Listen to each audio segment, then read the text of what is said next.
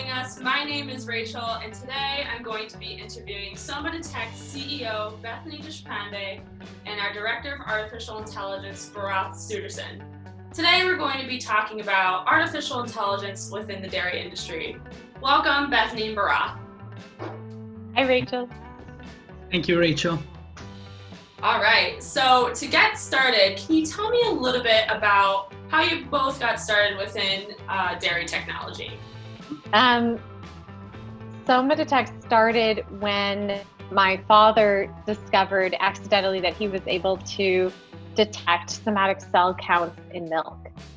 And we came together, we were 3 co-founders in the business at the time, myself, Bharath, and another person.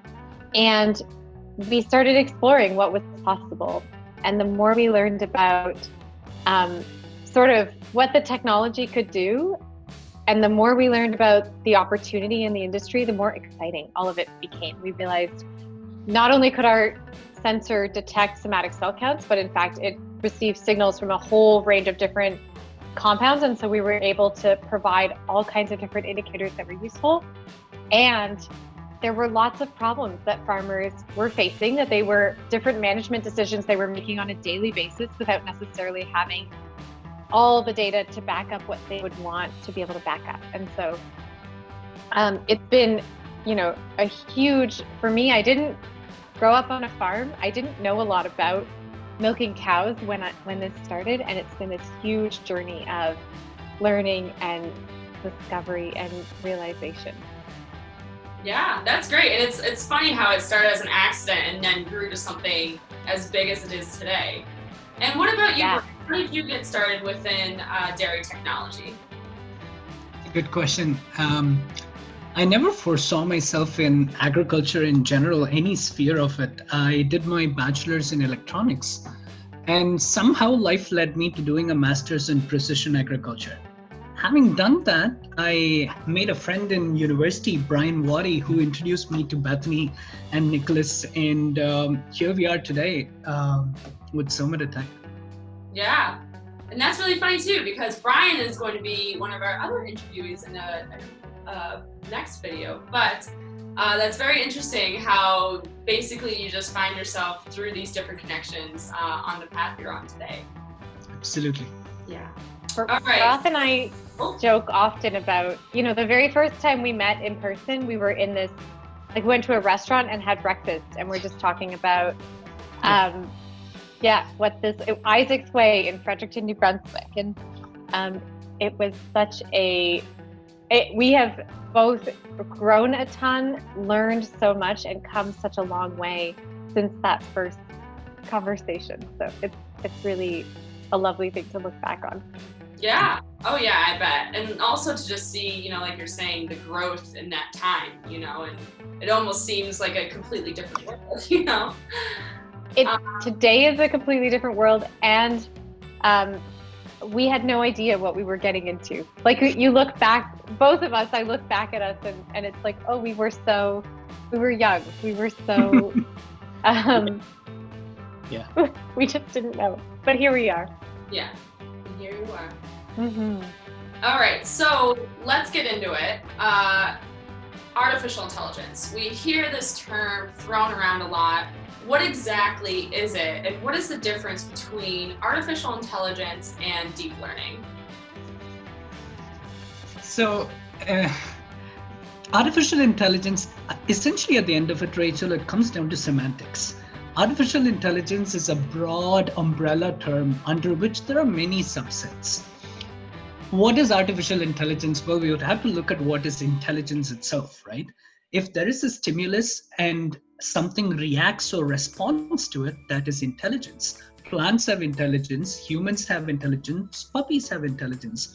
The level of intelligence is what differentiates from one species to another, or the complexity of the decisions or the reactions that we can make is what defines us and how smart we are.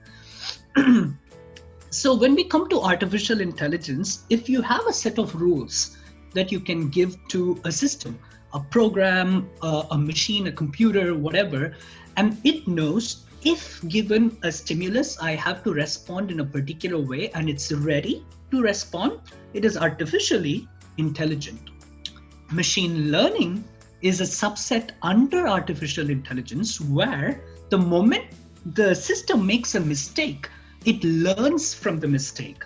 Mathematically speaking, we call it optimization, which it optimizes its response and learns from the past mistakes. That is machine learning. Deep learning is a subset under machine learning where if you look at the real world, right? If I have to make a decision, I don't make a decision based on one factor. I take several complicated factors. I have learned several things through the past, through my lives over several decades.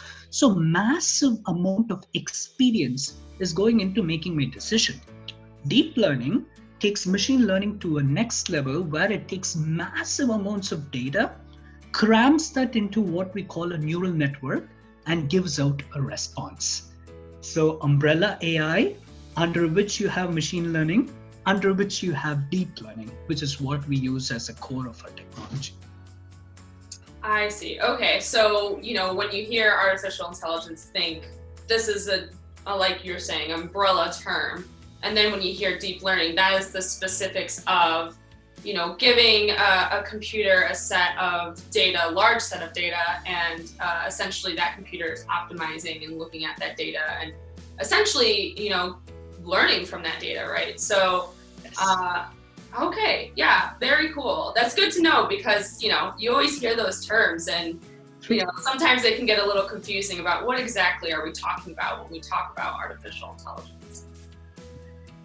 So then, Bharath, you're the director of artificial intelligence for SomaDetect. What have you discovered about artificial intelligence in dairy as opposed to in other industries? So, dairy is an interesting industry.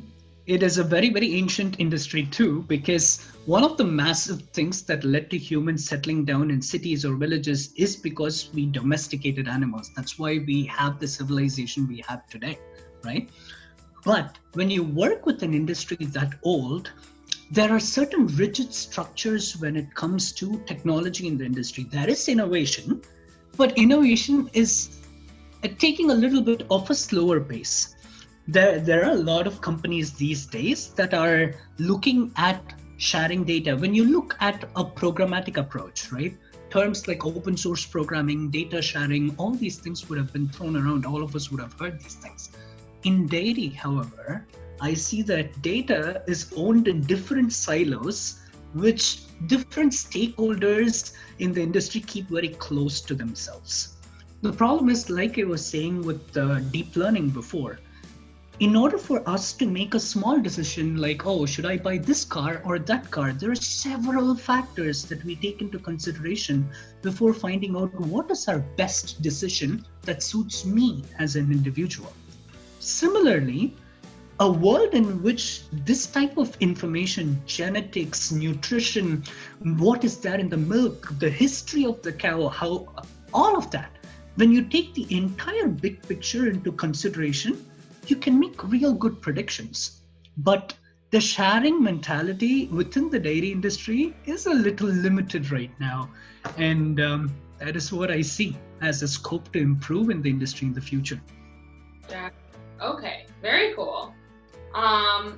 So then for you both, how do you see artificial intelligence shaping that future of dairy? I think it is already bringing so much to it.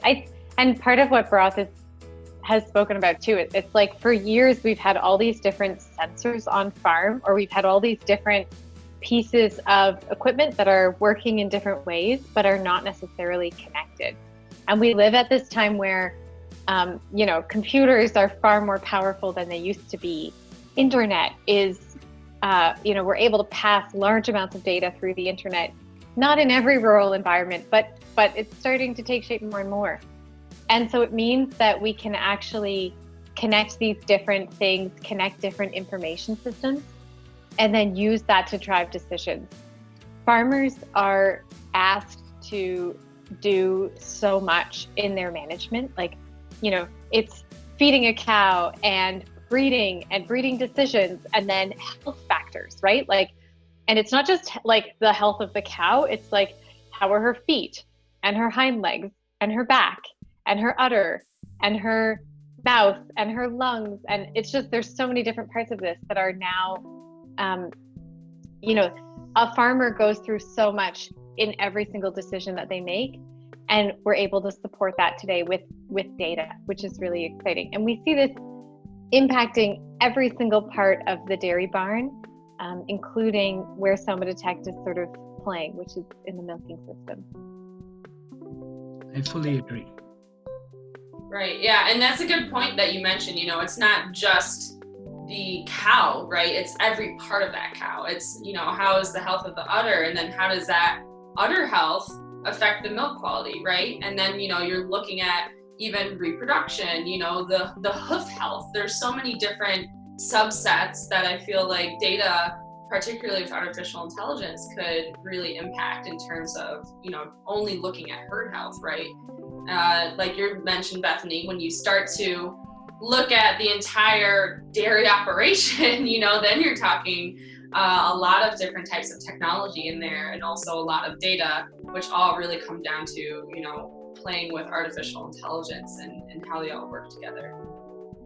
I think in so many things in the world, we are going from seeing them as sort of individual and disconnected parts to being able to look at a system more than ever before. And this is like before dairy, I did biological and environmental research. And so this was a big part of not just looking at, okay, what's happening to the chemistry of a system or the physics of a system or the biology of the system, but how do we look at these things together? We see this even in medicine, right? It's not just about how's your left eye? It's like, and how is the person as a whole? When you talk about holistic medicine or all these different practices, and just so on and so on and so on and so forth. And I think that's so true in dairy as well. Right. Well, wonderful. So this has been a really insightful discussion. I do just have one more question before we close here. And you've mentioned some of this a little bit before, but what benefits specifically could farmers see from utilizing artificial intelligence on their farms? Transparency in decision making, clarity in decision making is what I want to offer farmers. Is farmers, like Bethany was saying, deal with an incredible amount of variables, right? It's not just about the cow. It's about the environment in the farm, outside humidity, temperature, the genetics of the cow. So many factors that go into, is she going to get sick or not? There's several reasons as to why this might happen. So for any human, leave alone a farmer, to keep track of 20 different things that are varying all the time is a behemoth task. So to be able to bridge the gap, connect the dots, and show this interconnected system, right? Just as Beth was saying, nothing stands alone by itself, but it's supported by the entire environment around it. That's how our world is built. So to give a farmer a clarity into that system through the humble models that we as an organization build is what I hope we can contribute to the dairy industry. Having said that, I will quote one of the famous statisticians also. It is this phrase that is commonly used within the statistical circles. All models are wrong, but some models are useful. I would like to provide something useful to our farmers. Yeah.